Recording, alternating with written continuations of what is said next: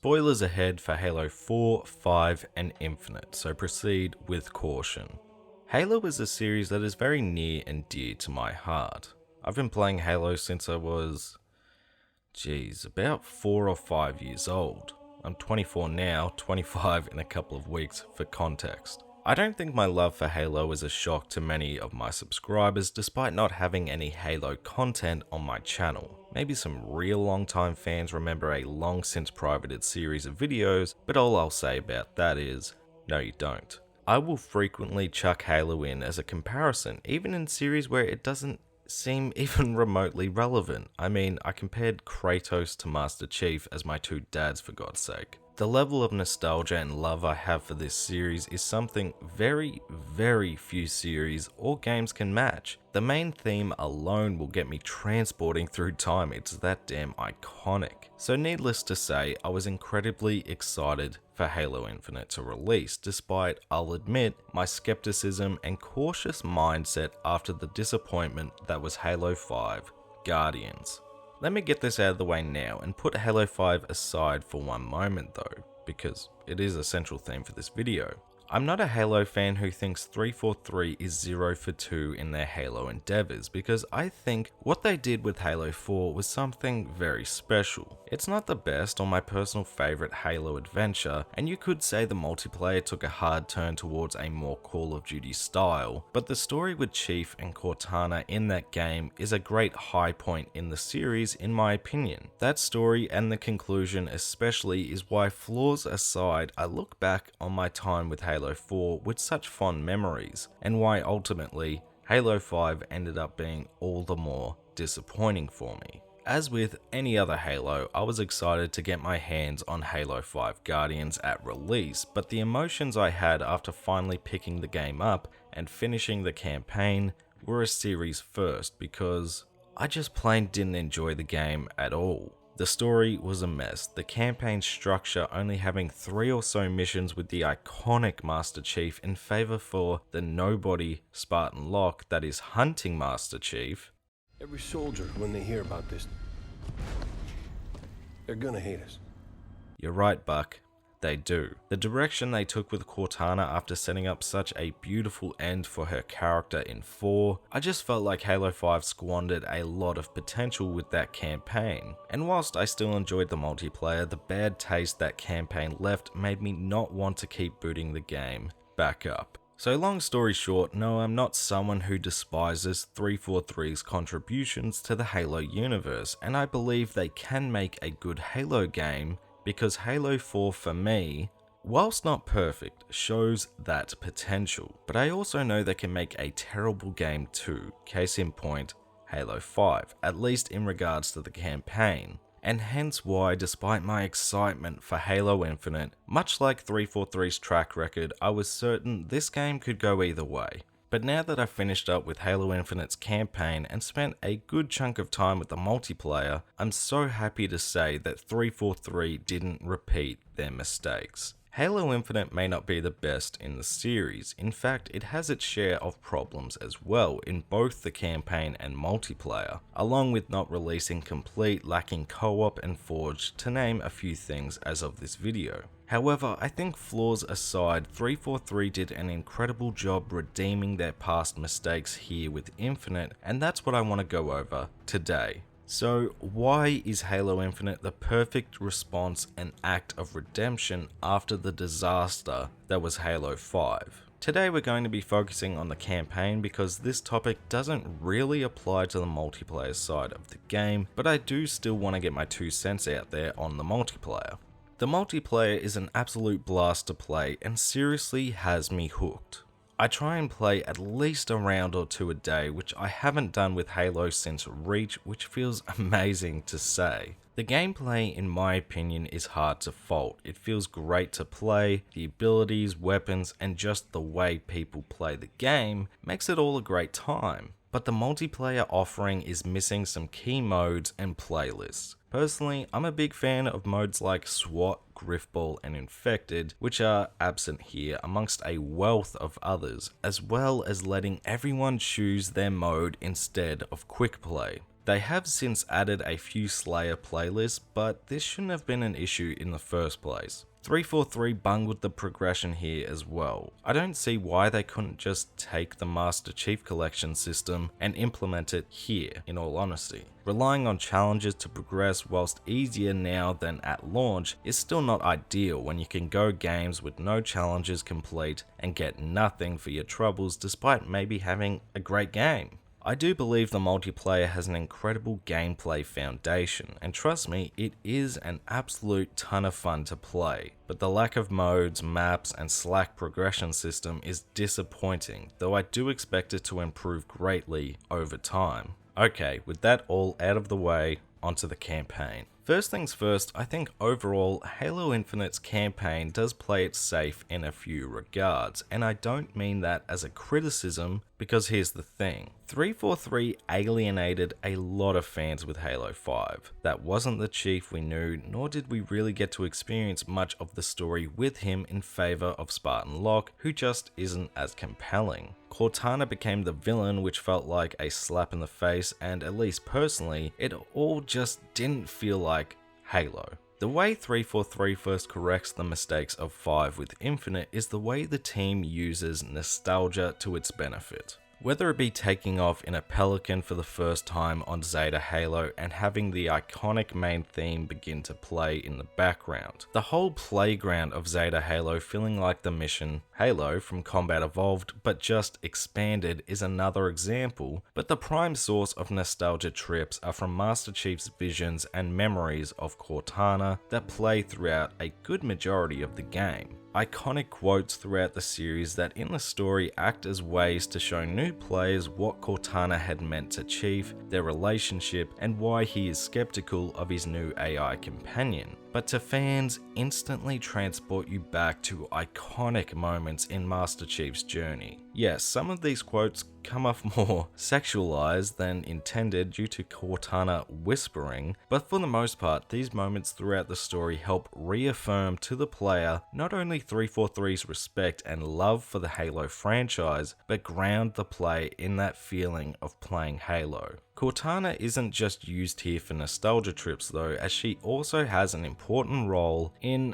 essentially apologizing for Guardian's mistakes, literally. Halo Infinite doesn't ignore Halo 5's existence, but it does try and backtrack in a few important ways to essentially acknowledge to fans that 343 made a mistake. In order to try and do something new with the Halo IP, they pushed fans away with 5, and with Cortana, they do backtrack hard on that era, which I really did appreciate, because she is just as iconic as the Chief, and they really did her dirty in the previous entry. Though her just abruptly dying in this game does seem like, well, it's abrupt. Another reason 343 should have just let her be after 4. Now what I mean by I'm okay with Halo Infinite playing it safe in regards to its story and in general its campaign is when 343 tried something different, they didn't succeed. In fact, they failed spectacularly. And to build back that faith, they did play it safe here with Chief, a basic villain, and general plot. There are opportunities I can see where 343 could have taken the story in a different direction. Master Chief and his voice actor Steve Downes, for example, does sound much older in this game, and I could see an interesting story developing from that, with Chief potentially tackling not being as badass as we know he could be due to age catching up with him. But they don't do that here, and I understand why that is, and I'm okay with it for Infinite. That's the big caveat here with most of my glossing over the flaws. You can play it safe here in Infinite, but I don't think the same can be said for the next title. I can forgive a lot of this game's flaws because it's the successor to my least favorite Halo game, and I just want them to get back to what made this series so great in the first place. But there are flaws here, whether it be the basic villain in Escharum just being this angry brute, which is disappointing as Atriox would have made for a great villain, showing far more intelligence paired with brawn. Maybe in the next game given that end credit scene, but even so, I think the Spartan Killer Elite, I'm blanking on the name, would have posed more of a threat and is built up to be more intimidating through the various dead or dying Spartans. The pilot just being so unlikable for a good majority of the game, and I understand he wants to go home and see his family. But man, he just whinges constantly to Chief, frequently doubting him, and after a while it just becomes grating. Thankfully, he does quieten down towards the end, but still very annoying. The Harbinger is a lackluster final fight who constantly foreshadows some big event that never eventuates, and in general the story of stopping another ring from firing or unlocking an ancient species and take control away from the Covenant, banished in this instance, isn't anything new. Don't get me wrong, these are all issues that if they were to happen in the next game, I'd have a harder time looking past. But here for the most part, I just found myself enjoying the ride, and I think the gameplay is a major factor as to why that is. The gameplay for Halo Infinite is just plain fun. In fact, the gameplay here in terms of controls and general flow is my favorite of the series, to the point of when I went back to record footage for the other Halo titles, it took me a minute to get the hang of the older games, which for someone who has played them all a good chunk of times is something I didn't expect. No, Zeta Halo isn't the best open world, the locales all appear very similar with no variety, and the objectives feel like a mix between Far Cry and the Middle-earth Shadow series, which whilst I personally enjoy, I can admit are repetitious. But how this game feels to play is so damn enjoyable. I never knew I needed Master Chief to take the Just Cause route, but I'm so glad 343 did. That grapple hook is amazing in both combat and traversal, especially when you don't have as many vehicle options unlocked. The weapons, new and old, feel great to use. The Mangler in particular feeling like they took the Mauler and just made it the banished combat evolved level pistol, and with the more open spaces means more open and larger enemy encounters that can and will test all your skills, how prepared you are for battle, vehicles, and general knowledge of the enemies. These encounters, whether they be through the banished bases, most wanted encounters, or just stumbling across larger banished groups, are where a lot of at least my own personal highlights came from, because the chaos that can ensue quickly makes for some serious edge of your seat, butthole clenching moments, especially when you come up against the boss type enemies or when these roided out hunters come to play. I mean, they seriously are terrifying in Infinite. They do not leave you alone, and they're always a good way to end up restarting at the checkpoint if you aren't aware of your surroundings. You'd think the best solution for bases is to just hop in the Scorpion too, but the bigger the vehicle, the bigger the target, and ironically, I found myself dying quicker, forcing you to more often than not face these swarms as simply the Chief, and whatever you brought or found in the base. The campaign missions do hold some of these great moments, but that's mainly when they stick to what makes the open world objectives great, which unfortunately isn't a ton, focusing more often than not on indoor locales despite the incredible open world missions that have you going across a large area of the map. Again, it's not perfect, and I definitely think this all could have been done better, and I hope is done better next time. But 343 has a solid as hell foundation here, and I think if they expand on the open world objectives more, vary up the locations, and involve the campaign missions more with open expanding spaces, they've got something very special on their hands. As it is right now though, I am still returning to the campaign frequently to go and find the skill points, skulls, clear bases, find the most wanted enemies for their dope weapon variants, saving marines all to unlock new weapons, marines, and vehicles to explore the world further, and just in general, enjoying my time on Zeta Halo.